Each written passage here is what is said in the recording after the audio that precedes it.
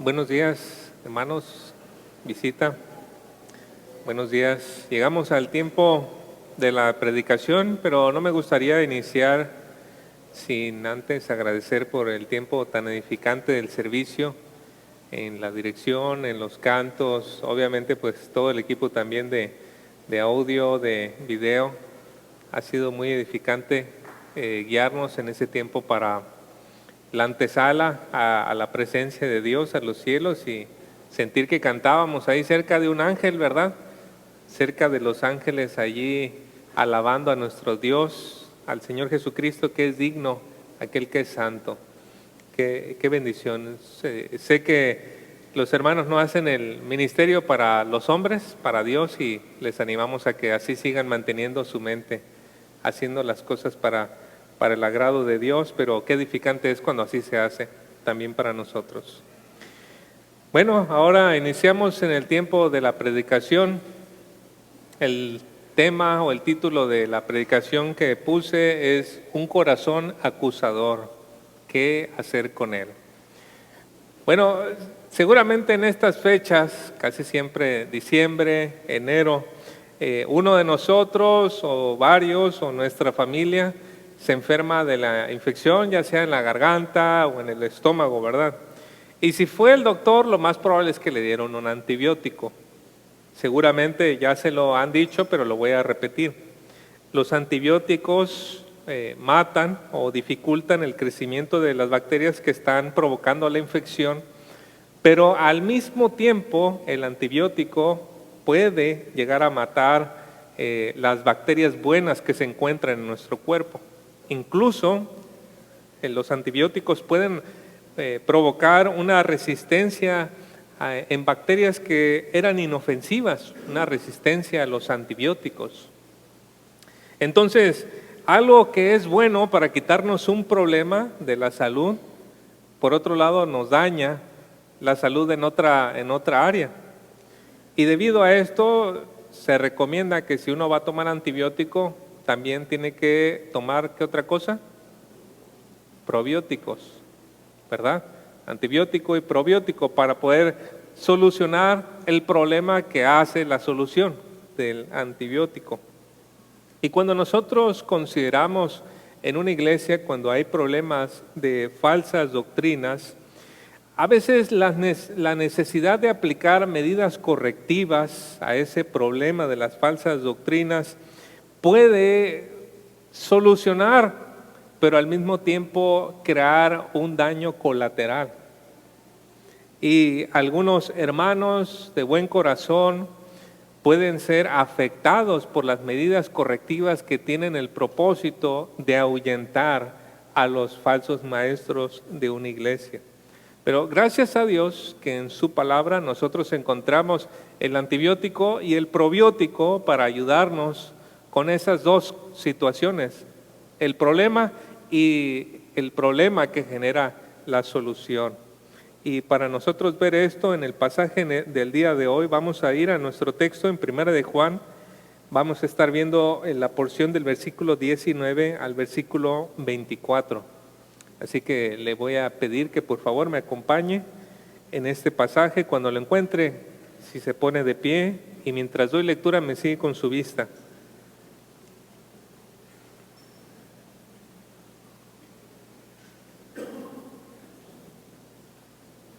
Dice Primera de Juan 3, del 19 al 24. Hijitos míos, no amemos de palabra, desde el 19. Y en esto conocemos que somos de la verdad y aseguraremos nuestros corazones delante de Él. Pues si nuestro corazón nos reprende, mayor que nuestro corazón es Dios, y Él sabe todas las cosas. Amados, si nuestro corazón no nos reprende, confianza tenemos en Dios. Y cualquiera cosa que pidiéremos, la recibiremos de Él, porque guardamos sus mandamientos y hacemos las cosas que son agradables delante de Él. Y este es su mandamiento, que creamos en el nombre de su Hijo Jesucristo y nos amemos unos a otros como nos lo ha mandado. Y el que guarda sus mandamientos permanece en Dios y Dios en Él. Y en esto sabemos que Él permanece en nosotros por el Espíritu que nos ha dado. Vamos a orar, hermanos. Padre Celestial, imploramos una vez más su ayuda, Señor, para que traiga luz a nuestras mentes y corazones y para que me guíe a mí, Señor, en exponer fielmente su palabra. Para que usted traiga, Señor, la buena semilla que produce en nosotros fruto a 100 por 1. Ayúdenos, Señor, para que en nuestro corazón no exista incertidumbre, no exista confusión, pero una seguridad, una confianza, una paz delante de usted, llena de fruto en bien de otros, Señor. Por favor, que nos guíe, nos ayude en esta hora. En Cristo Jesús. Amén. Pueden tomar su lugar. Como ya hemos hablado en semanas anteriores con las predicaciones de Primera de Juan, la situación que se presentaba en las iglesias a las que Juan escribió era un problema de falsos maestros que habían surgido desde las propias iglesias. Y este grupo de hombres habían abrazado las creencias que más adelante se denominó el gnosticismo. Ellos afirmaban haber alcanzado un conocimiento superior según el cual Jesús de Nazaret no era Dios, según la creencia de ellos, o no era el Cristo, para ser más literales con el texto. Ellos decían, Jesús no es el Cristo. Y recuerden que este título, Cristo, en aquellos entonces implicaba el hecho de que Jesús era Dios. Entonces ellos negaban la divinidad de Jesús de Nazaret, de Jesucristo. Así que negaban su divinidad, pero a esto todavía le agregaban que ellos negaban la realidad del pecado. Es decir, el pecado no existe el problema del pecado, y la salvación se consigue por medio de obtener un conocimiento especial a través de una experiencia mística, es decir, alguna reunión especial para ciertos elegidos y entonces poder conseguir este conocimiento especial. El problema con las iglesias en aquel tiempo se agravó por el hecho de que ya no había, la mayoría de los apóstoles ya habían muerto, solamente quedaba el apóstol Juan. Y los líderes que estaban al frente de las iglesias eran hermanos que habían aprendido de los apóstoles, ya no eran la primera mano, fuentes de primera mano que habían estado con Cristo, sino personas que habían aprendido de los discípulos de Cristo. Y eso para muchos puede ser una situación de desconfianza. Para algunos pueden decir, es que no es igual escuchar al apóstol Juan y al apóstol Pablo que escuchar a su discípulo que me está enseñando. Por supuesto, no es exactamente lo mismo. Entonces, eso podía generar cierta confusión, cierto problema para algunos hermanos. Y estas condiciones dentro de la iglesia, falsos maestros que salieron de la iglesia, líderes que no eran fuentes de primera mano, este ambiente creó incertidumbre y confusión dentro de la iglesia. Y este es un ambiente peligroso, hermanos, porque empezamos a mirar a nuestros hermanos de manera sospechosa. Empezamos a ver, y mira, se junta con el falso maestro que salió de la iglesia. Lo vi hablando por allá en la calle, lo saludó. ¿No será que él también está con ellos? Y es maestro de la escuela dominical, entonces... Y se empezaban entonces posiblemente a mirar, ese tipo de ambiente crea sospechas entre los hermanos. Pero no solamente sospechas, algunas personas que dicen, oye, pero es que él fue quien me llevó a los pies de Cristo y ahora está allá enseñando cosas, rechazando a Cristo. ¿Y qué tal si él tiene razón? Y tal vez algunas personas dentro de la iglesia estaban un poco confusas o confundidas de, ¿será que sí él encontró un conocimiento mejor y yo tengo que irme con él o con esos maestros? Derivado de todo eso, algunas personas podían hasta llegar a pensar si realmente eran cristianos, si realmente eran salvos. Porque había gente que decía que no habían alcanzado el conocimiento superior, entonces no eran salvos. Y este mar de problemas Era lo que se revolvía dentro de la iglesia. Gente también dudando de, ¿será que sí soy realmente cristiano? Ante este panorama, el apóstol Juan escribe a las iglesias con el propósito de dar certeza en las verdades que han recibido y exponer la falsa enseñanza con su conducta errática. ¿Por qué, hermanos? Porque cuando nosotros nos empezamos a mirar demasiado a nosotros mismos, mira el hermano lo que hizo, mira esto, mira aquello, mira lo otro, y cuando nosotros nos empezamos a mirar demasiado a nosotros mismos, perdemos el testimonio en el mundo.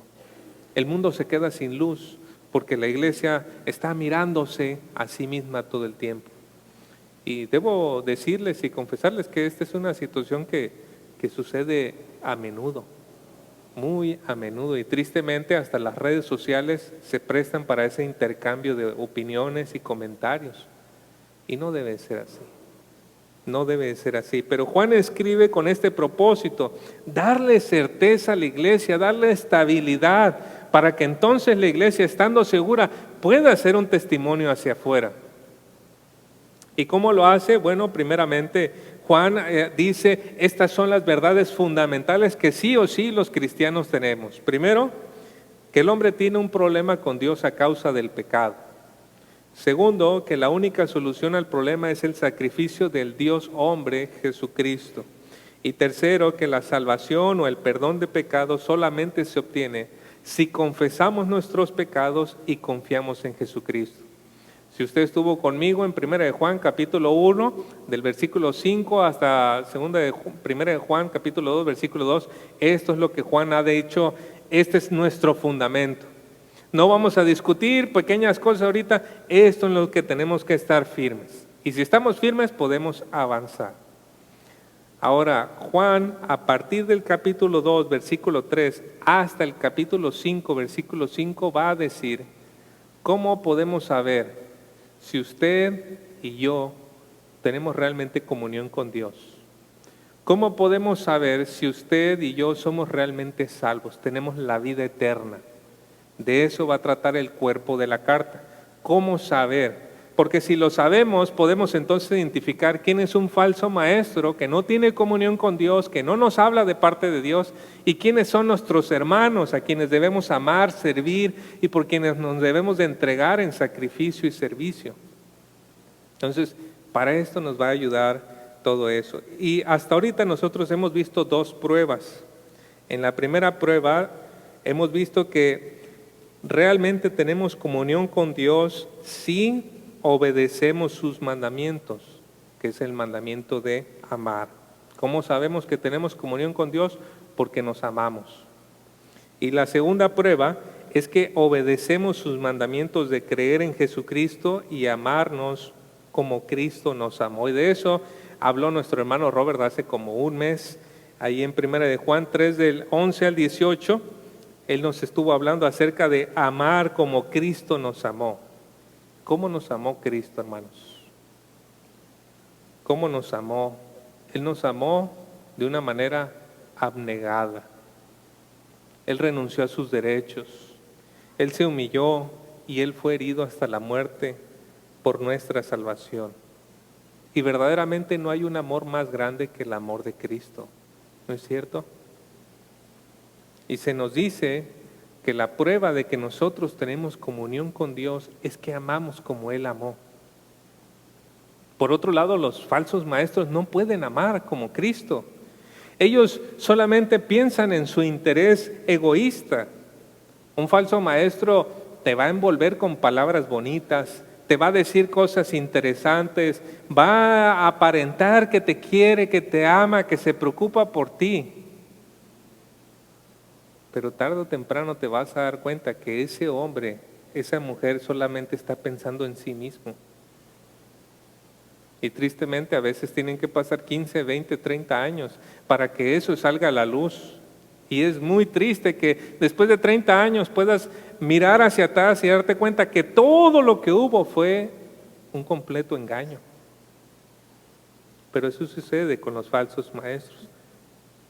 Por eso el distintivo de un cristiano es un amor como el de Cristo, un amor abnegado. Primero de Juan 3:16 nos dice, en esto conocemos el amor. ¿Cómo conocemos el amor a Dios? ¿Cómo conocemos este amor que Él tiene hacia nosotros? Dice, en que Él puso su vida por nosotros, y nos encanta esa parte, pero tiene otra parte, también nosotros debemos poner nuestra vida por los hermanos. Hermanos, amarnos unos a otros es una cosa difícil. Yo les pregunto, ¿es más fácil amar a los enemigos, amar a la gente del mundo o amar a los hermanos? Tal vez va a decir, no, pues a mis enemigos, ese sí es más difícil. Te voy a decir, tengo una opinión un poquito diferente. Amar a los hermanos es más difícil.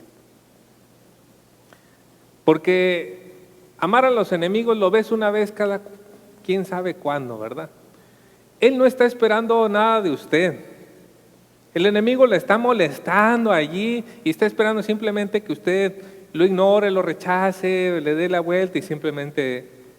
Pero él no está esperando mucho de usted. El hermano sí. Y el hermano está allí. La hermana está allí.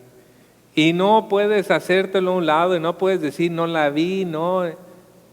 Él está allí. Es como decir, ¿a quién es más difícil amar? ¿A la esposa o a la señora de los tamales que uno ve una vez al mes? Es más difícil amar a la esposa. Por muy linda, amable y especial que sea, y lo mismo para los esposos, por si ya le andan dando el codazo, ¿verdad? Lo mismo al revés. Porque al cónyuge lo vemos diario y tenemos la obligación de amarlo y de estar con él y de ser pacientes y de estar allí. A la señora de los tamales le tenemos que aguantar uno que otro grito por ahí, pero está ahí. Pero al esposo, la esposa, tenemos que estar allí. Entonces, Juan dice que si verdaderamente eres cristiano, entonces tienes que amar a los hermanos, tienes que mostrar este amor abnegado. Y es que para nosotros es más fácil resistirnos a amar de manera abnegada, porque es fácil ignorar, es fácil rechazar, es fácil hablar mal, es fácil despreciar y ser hipócrita. Es más fácil ser egoísta, pero todo esto es contrario al amor. Nosotros tenemos que amar, según 1 Juan 3, de una manera abnegada. Y si nos tomamos con seriedad esa declaración, hermanos, vamos a llegar quizá a la conclusión de que usted y yo no amamos a la medida de lo que Dios pide. Si somos honestos. Si somos honestos y nos decimos a nosotros mismos, ¿de verdad yo estoy entregando mi vida por los hermanos en la iglesia? ¿De verdad lo estoy haciendo? ¿De verdad me está representando un sacrificio tal amarlos? Y tal vez lleguemos a ese punto en el que digamos, no, en realidad estoy cómodo en la forma que los estoy tratando. Los veo el domingo, los saludo y nos vemos. Pero nos está costando. Juan sabía que si nosotros nos poníamos a pensar con cuidado en esa clase de amor, tal vez íbamos a decir, híjole, pues quién sabe ya si soy cristiano, porque esta es la medida y yo estoy aquí. Y Juan sabía que iba a pasar eso, que los hermanos entonces iban a decir, Juan, es que no, eso no se parece, no me parezco a la medida de amor de Cristo. Y debido a eso iba a empezar a surgir la inseguridad también en la iglesia. Entonces el antídoto para los falsos maestros estaba empezando a provocar también inseguridad entre los propios hermanos, de decir, ¿realmente amo? Y fue por ese motivo que Juan escribió los versículos que tenemos ahora, para ayudar a los hermanos a buscar la seguridad de su salvación. Y quiero exponer 3 puntos que nos hablan de esa seguridad. El primero de ellos, buscar la seguridad en el conocimiento de Dios. Nos dice ahí versículos 19 y 20 de nuestro texto, 1 de Juan 3, 19 y 20. Y en esto conocemos que somos de la verdad y aseguraremos nuestros corazones delante de Él. Pues si nuestro corazón no nos reprende, mayor que nuestro corazón es Dios y Él sabe todas las cosas. Aquí hay 2 observaciones que quiero hacer de estos versículos. La primera, la inseguridad que viene a causa de lo imperfecto de nuestro amor. Mire, ahí el texto dice, en esto conocemos que somos de la verdad. ¿Y de qué estaba hablando Juan? Del versículo anterior. ¿Y qué dice el versículo anterior? Hijos, no amemos de palabra ni de lengua, sino de hecho y en verdad. Cuando usted y yo amamos así, en hecho, en verdad, con sinceridad, con actos concretos, de forma de sacrificio a otras personas, y no lo hacemos para nuestro bien, no lo hacemos para ser vistos, no lo hacemos porque, mira, me siento bien, sino porque realmente buscamos y deseamos el bien de la otra persona. Cuando hacemos eso y lo hacemos de forma continua, podemos tener confianza en que somos del Señor. Porque eso no es natural en el mundo. En el mundo es, hago esto y qué ventaja saco de esto. Pero si nosotros constantemente nos mantenemos amando en una manera abnegada, dice Juan, en esto podemos saber que somos de la verdad. Porque así fue como amó nuestro Señor Jesucristo. Sin embargo, hay que reconocer que hay personas que aman con hecho y en verdad, pero no experimentan su seguridad de salvación. Hay personas cuya sensibilidad al pecado es tan grande que al darse cuenta que no pueden llegar a la medida de Cristo, incluso si se quedan como por la mitad o algo y son mucho mejores que el promedio, les dicen, no, es que yo soy el peor hombre, soy la peor mujer en la iglesia, no amo como el Señor, y se sienten tan indignos. Entonces Juan tiene que hablarles a ellos porque su corazón los está condenando. Algo dentro de ellos les dice, no llenas la medida, estás mal. Y puede que entonces ellos se cuestionen si realmente cumplen con lo que Dios exige. El corazón puede llegar a condenar al hombre más santo y la mujer más santa dentro de la iglesia. Y esto nos lleva a la segunda observación de lo que dicen los versículos 19 y 20. La seguridad de que Dios nos conoce mejor que nuestro corazón. Ahí dice, si nuestro corazón nos reprende, mayor que nuestro corazón es Dios y Él sabe todas las cosas. ¿Sabe? Es un ejercicio muy bueno y sano cuando uno concluye el año o comienza el año, hacer un autoexamen y evaluarnos cómo fue nuestro año, las cosas que hicimos, los ministerios que llevamos, el trabajo que empleamos, pero también preguntarse los motivos. ¿Por qué hice tal cosa? ¿Realmente quería impresionar a alguien? ¿O realmente lo hice porque podía obtener algo de esa persona o de ellos o esto o el otro? Y cuando nos empezamos a cuestionar los motivos, ahí es donde podemos llegar a tener el problema. Pero si nosotros tenemos entonces esa culpa dentro de nosotros que nos dice, no sé si realmente hice las cosas en una manera que agradaba a Dios, tenemos que decir, Señor, yo no lo sé. Yo pienso que lo hice bien, Señor. Yo pienso que ayudé en una manera correcta, Señor, pero tú lo sabes, Señor. Yo dije que yo te amaba, Señor, pero hice tantas cosas buenas, Señor. Tú sabes mi corazón. En últimas, el creyente tiene que entregarse al Señor. Hasta el apóstol Pablo lo dijo en 1 Corintios 4, del 3 al 4, dice, en cuanto a mí, me importa muy poco cómo me califiquen ustedes o cualquier autoridad humana. Ni siquiera confío en mi propio juicio en este sentido. Y él estaba hablando de su ministerio. Dice, tengo la conciencia limpia, pero eso no demuestra que yo tenga la razón. Es el Señor mismo quien me evaluará y tomará la decisión. Dios es el juez final. Hay algunos ministerios en ciertas iglesias que yo volteo y digo, pues está cuestionable la manera, pero Dios sabe. Como también ellos pueden voltear y decir, bueno, está cuestionable la manera en que se lleva el servicio, pero al final del día es Dios quien sabe cuáles son los motivos detrás de cada una de las acciones. Y en eso tenemos que descansar. Tenemos que descansar en eso. A mis hijos les gusta dibujar, a los tres. De repente agarran una hoja, y buscan una imagen y empiezan a hacer el dibujo de la imagen que ven ahí en la tablet. Y se ponen ahí a dibujar. Y llegan los niños y dicen, papá, me quedó bien feo, ¿verdad?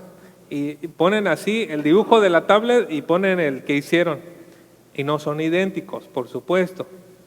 Pero yo lo veo y bueno, pienso por ejemplo en Esteban, 7 años, Hadacha 10, Esdras 13. Y cuando veo sus dibujos y el esfuerzo que pusieron, el empeño, y no eran exactamente igual, pero los veo y digo, están bonitos para su edad. Y yo les digo, hijo, hija, este dibujo está bien bonito, te quedó muy bien, mi amor, o sea, ya está todo coloreado y todo. ¿Sabe qué? Es una cosa muy bonita que pasa con los niños, es que ellos dicen, sí, papá, está bien, sí, o sí, mamá, sí está bonito, sí, está muy lindo. Bueno, y ya lo guardan con esa confianza de que sí quedó bonito. Bueno, hermanos, con nuestro Dios sucede lo mismo.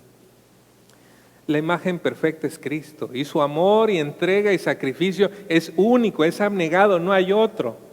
Pero si usted es un cristiano que lleva un mes, un año o 5 años, no puede ponerse a esta altura. Pero Dios se va a agradar con que en el punto de la madurez que usted se encuentre, usted demuestra amor hasta donde usted entiende, sabe y puede. Dios no le va a decir, mira, no llenaste la medida, no hiciste lo mismo que Cristo hubiera hecho en ese momento. No, hermanos, no, Él es un Padre muy compasivo. Y en la medida en que nosotros nos encontremos, Él va a ver la clase de amor que nosotros mostramos. Así que cuando venga esa inseguridad a nosotros, cuando venga ese momento de tristeza en el que decimos, Señor, es que no te he dado lo que mereces, tenemos que decir, Señor, pero te entrego a ti todo lo que he hecho. Y confío en que tú me podrás dar descanso y paz en que te has agradado en eso. Entonces tenemos que buscar nuestra seguridad en el conocimiento de Dios. En segundo lugar, debemos buscar la seguridad en la paz con Dios. Versículo 21 nos dice, amados, si nuestro corazón no nos reprende, confianza tenemos en Dios. Tenemos que buscar, hermanos, la seguridad en Dios. Es lo que nos dice implícitamente este versículo. Tenemos que buscar una conciencia limpia, un corazón sin acusaciones, a fin de tener confianza con Dios. Porque si usted tiene culpa, si usted quiere servir a Dios y trae culpa, si su corazón le está diciendo es que tú no eres, es que tú, es que esto, es que lo otro. Si usted está con esa lucha interna, usted no va a servir bien para el Señor. Porque mientras va a estar haciendo una cosa, se van a mezclar los sentimientos de querer ganar el favor de Dios y por otro lado, sentir culpa por lo que está haciendo. Usted necesita buscar la seguridad, una conciencia limpia para poder servir a Dios. Y hay razones muy simples por las que usted puede tener dudas. Mucho tiempo a mí me agobió la duda de que si yo realmente había hecho correctamente mi oración de arrepentimiento. Y me ponía a preguntar, ¿será que habré hecho la oración? Bueno, pues la voy a volver a hacer y me volví a arrepentir otra vez. Y luego otra vez, y luego otra vez, y luego con un predicador, y luego con otro, y luego con otro. Alguno tiene que ser bueno. Y mientras estaba con todo eso, pues yo no podía servir bien a Dios. Yo no podía buscarle con tranquilidad y con seguridad. Algunos podrían dudar de su salvación porque no hacen lo que otros cristianos de mucho tiempo sí hacen. Es que yo no soy como este hermano que le predica el evangelio a todo mundo. Yo siempre estoy así, bien tranquilo y no le digo nada a nadie, ¿no? Yo creo que ni soy cristiano. Algunos incluso podrían dudar de su salvación porque a veces cometen los pecados que dijeron que ya no volverían a hacer y que juraron y perjuraron, no lo voy a volver a hacer, y ahí están otra vez recayendo y sienten esta inseguridad. Pero hermanos, tenemos que esforzarnos en encontrar seguridad en Dios. Según de Pedro 1:10 nos dice, así que amados hermanos, esfuércense por comprobar si realmente forman parte de los que Dios ha llamado y elegido. Hagan estas cosas y nunca caerán. Tenemos que buscar la plena seguridad de nuestra salvación, con una conciencia limpia, con un entendimiento bíblico. Si usted es alguien que duda de su salvación, busque un creyente maduro, platíquele su situación. Quizá ese creyente maduro le va a decir: hermano, estás siendo muy duro contigo, te estás juzgando demasiado fuerte, debes de entregarlo a Dios. No sé, tal vez alguien le vaya a dar una palabra que le ayude con esa situación. Y mire, aquí hay muchos, yo no sé cómo cada uno de nosotros está lidiando con esta situación, pero es importante buscar la seguridad, porque la seguridad nos pone en sintonía con Dios. Mire, versículo 22. Y cualquier cosa que pidiéremos la recibiremos de Él, porque guardamos sus mandamientos y hacemos las cosas que son agradables delante de Él. Hermano, hermana, ¿quiere ser eficaz en sus oraciones con Dios? ¿Quiere que Dios le escuche? ¿Quiere ver respuestas en oración a Dios? Tenga una conciencia tranquila. Tenga una conciencia tranquila. Porque esa conciencia tranquila delante de Dios, de que estamos en paz con Dios, que estamos bien, nos va a permitir entrar en sintonía con sus planes, con sus propósitos. No vamos a andar batallando con nuestra mente nublada en muchas cosas, pero nuestra mente va a estar enfocada en lo que Él quiere realizar. Vamos a poder hacer cosas para agradarle y no para ganar su mérito o algún mérito. Vamos a poder obedecer sus mandamientos para glorificarle a Él y no por miedo. Pero tenemos que buscar una conciencia tranquila, una conciencia limpia delante de Dios. Y hermano, busque la paz con Dios.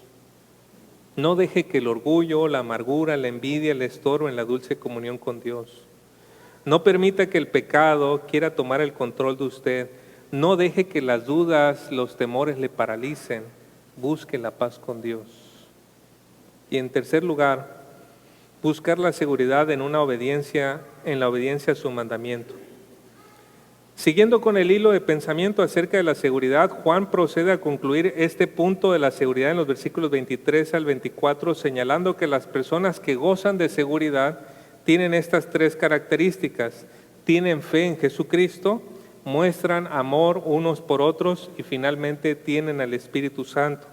Mira ahí en el versículo 23, dice: y este es su mandamiento, que creamos en el nombre de su Hijo Jesucristo. Hermanos, no puede haber salvación y mucho menos puede haber seguridad de salvación si no tenemos fe en el nombre del Señor Jesucristo.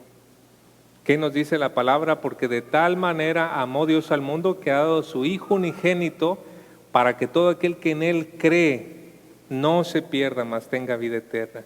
Y en ningún otro hay salvación, porque no hay otro nombre dado a los hombres fuera del cielo, debajo del cielo, mediante el cual podamos ser salvos, sino solamente Jesucristo. Solamente el nombre de Él, solamente por Él podemos tener salvación. Y Dios, ¿qué demanda de nosotros? Que nos arrepintamos. Que cada uno de nosotros nos arrepintamos y pongamos nuestra fe en el Dios hombre que resucitó, que murió y resucitó para nuestra salvación. Así que si alguno aquí todavía no se ha reconciliado con Dios, si alguno entre nosotros todavía no tiene paz con Dios, yo le ruego, reconcíliese con Dios. Reconcíliese con Dios. Solamente podemos tener salvación si ponemos nuestra fe en Jesucristo. Dice la Escritura que la salvación no está lejos de nosotros, no es inalcanzable. De hecho, la salvación es accesible. Romanos 10, 8, 9 nos dice, en realidad dice, el mensaje está cerca de ti, muy cerca de ti, está en tus labios, en tu corazón, y ese es el mensaje mismo que nosotros predicamos acerca de la fe. Si confiesas con tu boca que Jesús es el Señor y crees en tu corazón que Dios lo levantó de los muertos, serás salvo. Es accesible. Un amigo me dijo una vez, si Dios te dijera que no vas a ir al infierno, si subes de rodillas ese cerro, ¿lo harías? Y yo le dije, sí, lo haría. Aunque me tardara una semana, lo haría. Y me dijo, pues Dios lo hace accesible para ti y no tienes que hacer eso.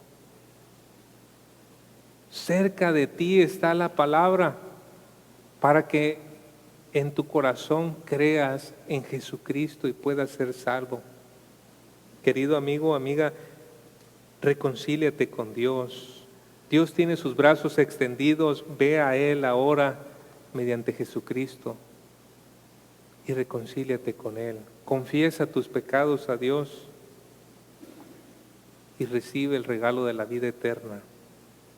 Esa es la primera señal de una persona que tiene seguridad de salvación. Él confía en Jesucristo. Y la segunda señal es amarse unos a otros. Ahí nos dice en el versículo, ¿no? Y nos amemos unos a otros como nos lo ha mandado. Y si miramos unos versículos atrás, 1 Juan 3:17 dice, pero el que tiene bienes en este mundo y ve a su hermano en necesidad y cierra su corazón contra él, ¿cómo puede morar el amor de Dios en él? Hermanos, el amor es un distintivo del cristianismo y debo añadir, el amor no es barato. Amar de verdad representa un sacrificio, tiempo, esfuerzo, dinero, no sé, depende de la situación, pero siempre amar no va a ser algo que te sobre, va a ser algo que te cueste. Esa es la característica del amor. En una ocasión, dos hermanos se ofrecieron a construir algo para una hermana. Se pusieron de acuerdo en un cierto horario en que iban a ir, pero estos hermanos, a la hora que llegó el tiempo de ayudarle con esta cuestión de construir en su casa, pues no coincidían en los horarios. Entonces, llegaba uno y empezaba a avanzar con el trabajo y no llegaba el otro, entonces se ponía a hablar del otro. No, es que mira, que decía, y decía cuánta cosa del otro que no llegó. Se iba y justo cuando se iba llegaba el otro hermano y veía, no, mira el cochinero que hizo, esto, el otro, y también.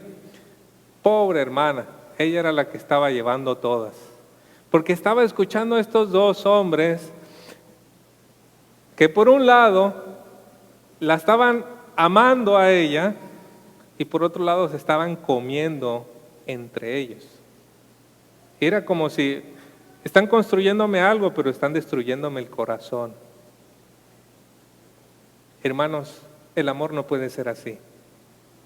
No puede ser así. No podemos decir, amo a esta persona, a esto, y me entrego y me esfuerzo y me sacrifico, pero por acá estoy mordiendo, lastimando, hiriendo a las otras personas. El distintivo del cristiano es que el amor es sacrificial por todos los hermanos.